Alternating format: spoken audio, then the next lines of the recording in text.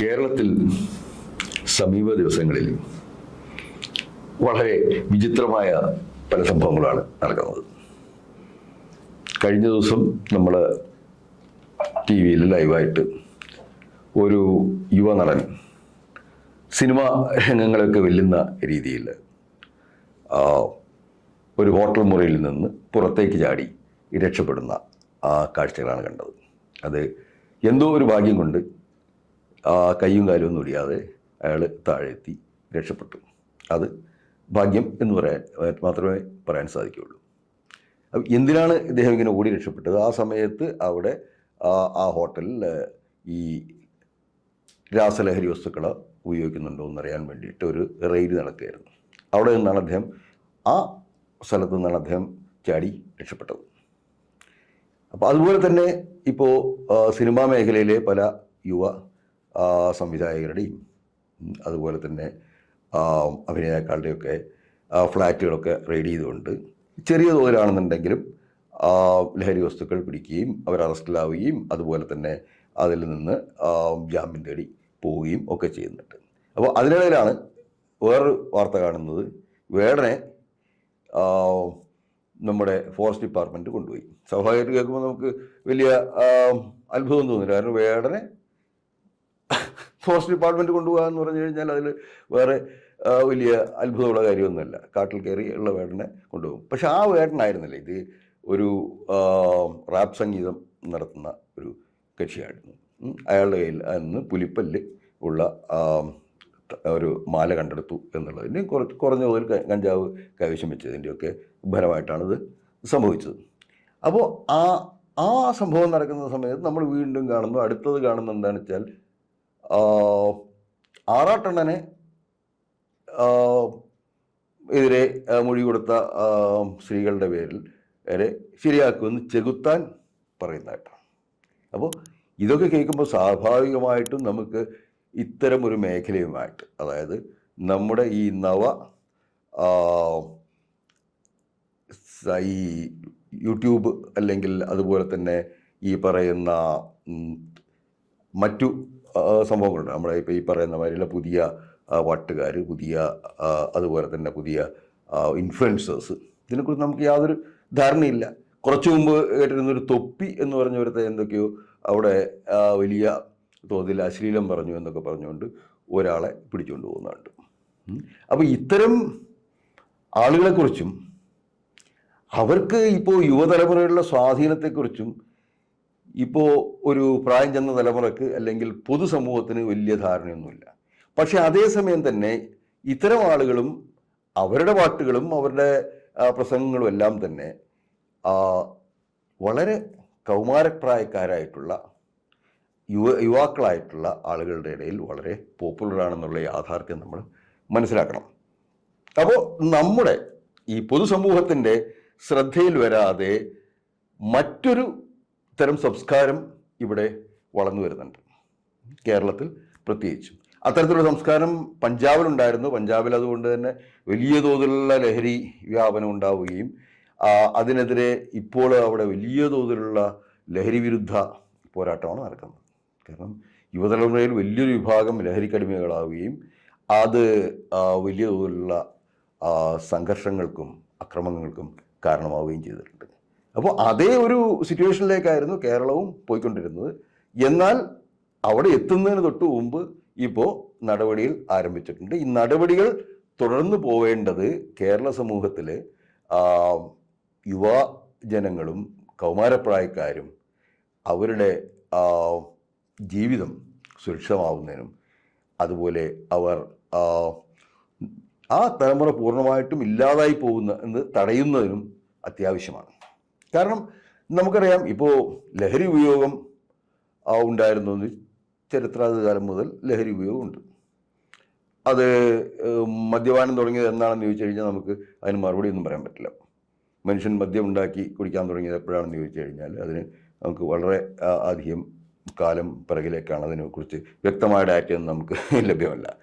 അതുപോലെ തന്നെ ഇപ്പോൾ മറ്റു ലഹരി പദാർത്ഥങ്ങൾ, ഇപ്പോൾ ഒപ്പിയം അല്ലെങ്കിൽ കറുപ്പ്, അതുപോലെ തന്നെ കഞ്ചാവിൻ്റെ ഡെറിവേറ്റീവ്സ്, ഇതെല്ലാം തന്നെ വളരെ കാലം മുമ്പ് തന്നെ സമൂഹത്തിൽ നിലനിന്നിരുന്നു. എന്നാൽ അവയിൽ നിന്നെല്ലാം വ്യത്യസ്തമാണ് ഇപ്പോൾ ഈ കഞ്ചാവ്, ഓപ്പിയം തുടങ്ങിയ ലഹരി മരുന്നുകളുടെ, ലഹരി മരുന്നെന്ന് പറയാൻ പറ്റില്ല, ലഹരികളുടെ പിന്തുടർച്ചയായിട്ട് ഇപ്പോൾ വന്നിരിക്കുന്ന രാസലഹരി മരുന്നുകൾ. ലഹരി വസ്തുക്കൾ സമൂഹത്തിൽ വളരെ മുമ്പ് തന്നെ നിലവിലുണ്ടായിരുന്നു എന്നുള്ളത് വാസ്തവമാണ്. ഇപ്പോൾ മദ്യം പോലുള്ള ലഹരി വസ്തുക്കൾ, അതുപോലെ ഇപ്പോൾ ഓപ്പിയം ഡെറിവേറ്റീവ്സ് ആയിട്ടുള്ള, കറുപ്പിൻ്റെ ഡെറിവേറ്റീവ്സ് ആയിട്ടുള്ള രാസലഹരി, അതുപോലെ തന്നെ ഈ കഞ്ചാവിൻ്റെ ചെടികളിൽ നിന്ന് ഉണ്ടാക്കിയിട്ടുള്ള ഉൽപ്പന്നങ്ങൾ, മരിജുവാൻ പോലുള്ള ഉൽപ്പന്നങ്ങൾ, ഇതൊക്കെ തന്നെ നേരത്തെ സമൂഹത്തിൽ ഉണ്ടായിരുന്നു. അത് ഇത്തരം രാസലഹരി വസ്തുക്കൾ ഒരു ചെറിയ വിഭാഗം ആളുകളാണ് ഉപയോഗിച്ചിരുന്നത്. അത് സമൂഹത്തിൽ വ്യാപകമായിട്ടത് പടർന്നു പിടിച്ചിരുന്നില്ല. അതുപോലെ തന്നെ ഇവയെല്ലാം തന്നെ ഈ പറയുന്ന ഇപ്പോൾ കഞ്ചാവായാലും ഓപ്പിയോ ആയാലും അത് ഒരു മനുഷ്യനെ പെട്ടെന്ന് കൊല്ലാൻ മാത്രം പ്രാപ്തിയുള്ളതായിരുന്നില്ല. അതുപോലെ അതിൻ്റെ ലഹരി ചിലപ്പോൾ ഉന്മാദത്തിലേക്കൊക്കെ നയിക്കുമെങ്കിലും ആ ലഹരി സാമൂഹ്യ ജീവിതത്തിൽ അവർക്ക് വലിയ പ്രശ്നങ്ങൾ ഉണ്ടാക്കിയിരുന്നില്ല. പക്ഷെ അതേസമയം ഇപ്പോൾ ന്യൂ ജനറേഷൻ രാസലഹരികൾ എന്ന് പറയുന്നത് ഇത്തരത്തിലുള്ള നാച്ചുറലായിട്ടുള്ള ചെടികളിൽ നിന്നും വരുന്ന രാസലഹരിയല്ല. പകരം ഇത് പലതരം കെമിക്കലുകൾ കൂട്ടിച്ചേർത്തുകൊണ്ട് പുതിയ കോമ്പിനേഷനുകൾ ഉണ്ടാക്കിയിട്ട് അത്തരം കോമ്പിനേഷനുകൾ വരുന്ന രാസലഹരിയാണ്. ഈ ലഹരി ബാധിക്കുന്നത് മനുഷ്യൻ്റെ തലച്ചോറിനെ നേരിട്ടാണ്. ആ തലച്ചോറിൻ്റെ ഘടനയെ ബാധിക്കുന്ന, അതിൻ്റെ ന്യൂറോണുകളുടെ എല്ലാം പ്രവർത്തനങ്ങളെ വലിയ തോതിൽ ബാധിക്കുന്ന ഇത്തരം രാസലഹരികൾ, ഇപ്പോൾ അതിൻ്റെ വലിയ ഡീറ്റെയിൽസിലേക്ക് നമുക്ക് പോവേണ്ട കാര്യമില്ല.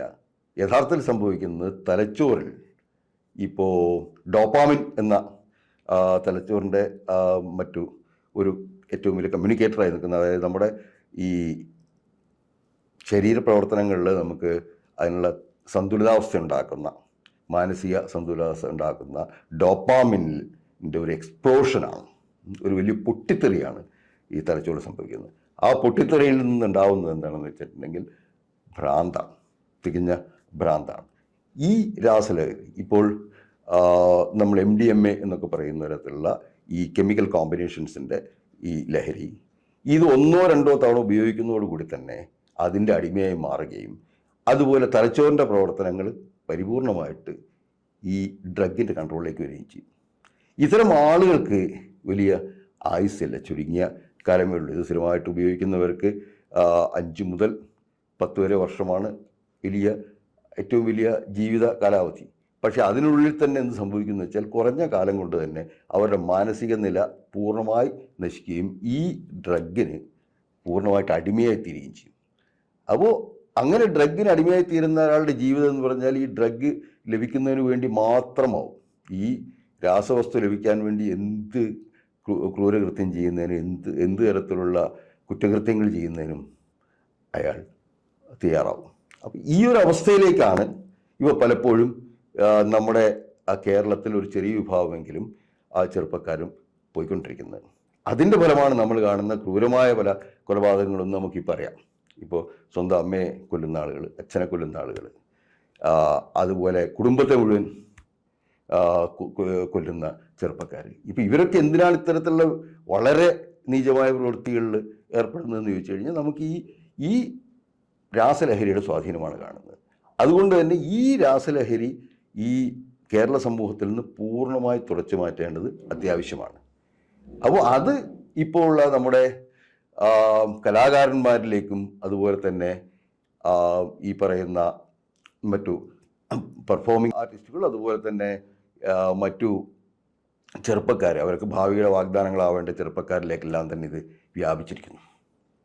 അപ്പോൾ ഈ വ്യാപനത്തിൻ്റെ ഫലമാണ് നമ്മൾ ഇന്ന് കാണുന്ന വിചിത്രമായ പല വാർത്തകളും. അപ്പോൾ അതിൻ്റെ തന്നെ തുടർച്ചയാണ് നമ്മൾ ഈ കാണുന്ന തരത്തിലുള്ള ഇപ്പോൾ നമ്മൾ സാമൂഹ്യ മാധ്യമങ്ങളിലൂടെ വരുന്ന ഒരു നമുക്കറിയാത്തൊരു പുതിയ ലോകം. ഈ പറയുന്നത് പോലെ തൊപ്പി, ചെത്താൻ, വേടൻ എന്നൊക്കെ പറഞ്ഞുകൊണ്ട് വരുന്ന സംഭവങ്ങൾ നമുക്കറിയില്ല. പക്ഷേ ഈ സംഭവങ്ങളെല്ലാം തന്നെ ഒരു തരത്തിൽ ഈ തരത്തിലുള്ള രാസലഹരിക്ക് അടിമയായിട്ടുള്ള ആളുകളും അങ്ങനെയുള്ള ചെറുപ്പക്കാരുടെയൊക്കെ അവരുടെയൊക്കെ എൻ്റർടൈൻമെൻറ്റുമായിട്ട് ബന്ധപ്പെട്ടിട്ടാണ് ഇത്തരം സംഭവങ്ങൾ വരുന്നത് എന്നുള്ളത് നമ്മൾ മനസ്സിലാക്കണം. അതിനാൽ തന്നെ ഈ രാസലഹരിക്കെതിരായിട്ടുള്ള പോരാട്ടം ഇന്ന് കേരളത്തിൽ ആരംഭിച്ചു കഴിഞ്ഞിട്ടുണ്ട്. ഇത് പകുതി വഴിച്ച് നിന്നു പോകാൻ പാടില്ല. ഇപ്പോൾ നമ്മൾ വലയിലാക്കുന്നത് മിക്കവാറും ഇതിൻ്റെ ഉപയോഗിക്കുന്ന ഇരകൾ, അതുപോലെ തന്നെ ഇത് ഇവിടെ എത്തിച്ചു കൊടുക്കുന്ന കാരിയേഴ്സ്, ഈ രണ്ട് വിഭാഗങ്ങളിൽപ്പെട്ടവരാണ് ഇപ്പോൾ നിലവിൽ അറസ്റ്റിലാവുന്നതും നടപടികൾ നേരിടുന്നതും. പക്ഷേ ഇതിലൊക്കെ ഉപരിയായിട്ട് ഇതിന് വലിയൊരു അന്താരാഷ്ട്ര മാഫിയ ഇതിന് പുറകിൽ പ്രവർത്തിക്കുന്നുണ്ട്.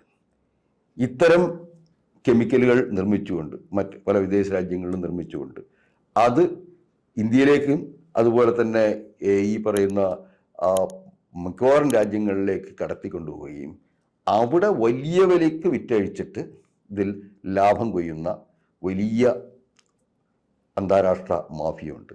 അവർക്ക് വലിയ ബന്ധങ്ങളുമുണ്ട്. അപ്പോൾ അതിലേക്ക് എത്തിച്ചേരുക എന്നുള്ളതാണ് നമുക്ക് ഈ കാര്യത്തിൽ നമ്മൾ സ്വീകരിക്കേണ്ട നടപടി. ഇപ്പോൾ അതിലേക്ക് എത്തിച്ചേരാനും ചിലപ്പോൾ നമുക്ക് ബുദ്ധിമുട്ടുണ്ടാകും. പക്ഷേ ഈ രാസലഹരി നമ്മുടെ സംസ്ഥാനത്ത് എത്താതിരിക്കുക, അതിനെ പൂർണ്ണമായി തടയുക. ഇന്ന് ഇത് ഉപയോഗിച്ചിട്ട് വല്ലാത്ത രീതിയിൽ മാനസികമായ പ്രശ്നങ്ങളൊക്കെ നേരിടുന്നവർക്ക് ആവശ്യമായ ചികിത്സ ഉറപ്പാക്കുക. ഇത്തരം കാര്യങ്ങളാണ് നമുക്ക് ഇന്ന് ഏറ്റവും പ്രധാനമായിരിക്കുന്നത്. അതുകൊണ്ട് ഇത്തരം വിചിത്രമായ വാർത്തകൾ, ഇനി റൂമിലും ചാടി രക്ഷപ്പെടുന്നതും അതുപോലെ ഓടി രക്ഷപ്പെടുന്നതും അതുപോലുള്ള പല വാർത്തകളും ഈ വരുന്ന ദിവസങ്ങളിലും ഉണ്ടാവും. കാരണം ഈ ലഹരി സ്ഥിരമായി ലഭിച്ചില്ലെങ്കിൽ അത് വലിയ ഭ്രാന്തമായ അവസ്ഥയിലേക്ക് ഈ ചെറുപ്പക്കാർ തള്ളിവിടും. അപ്പോൾ അവർക്ക് ആവശ്യമായിട്ടുള്ള, ഇപ്പോൾ ഈ പറഞ്ഞ ചാടി രക്ഷപ്പെട്ട നടൻ പത്രവാർത്തകൾ കാണുന്ന അദ്ദേഹം ഒരു ലഹരി വിമുക്ത കേന്ദ്രത്തിൽ ചികിത്സയിലാണെന്നാണ്. വളരെ നല്ല കാര്യം. അദ്ദേഹം ലഹരിയിൽ നിന്ന് വിമുക്തനായി തിരിച്ചു വരട്ടെ. അദ്ദേഹത്തിൻ്റെ സംഭാവന മലയാള സിനിമാ രംഗത്ത് വീണ്ടും ഉണ്ടാവട്ടെ എന്നാണ് നമുക്ക് ആഗ്രഹിക്കാനുള്ളത്. അതുപോലെ ഇപ്പോൾ ഈ കഴിഞ്ഞ ദിവസം പിടിച്ച ചെറിയ കുട്ടി, അയാളെ വേടൻ എന്നങ്ങാണ്ടാണ് വിളിക്കുന്നത്, അയാളും ഈ ചികിത്സയ്ക്ക് വിധേയനാവാൻ തയ്യാറാണ് എന്നാണ് പറയുന്നത്. നല്ല കാര്യം. ഇത്തരം സെലിബ്രിറ്റികൾ ഇതിൽ നിന്ന് ഒഴിഞ്ഞു നിൽക്കുമ്പോൾ അവരാൽ സ്വാധീനിക്കപ്പെടുന്ന ഒരു വലിയ വിഭാഗം കൗമാരക്കാരും യുവാക്കളും ഇതിൽ നിന്ന് മാറി നിൽക്കും. അവർക്കിതിൻ്റെ അപകടം ബോധ്യമാവും. ആ രീതിയിൽ നമ്മുടെ കൗമാരക്കാരെ, നമ്മുടെ യുവതലമുറയെ രക്ഷിച്ചെടുക്കേണ്ട സമയമാണ്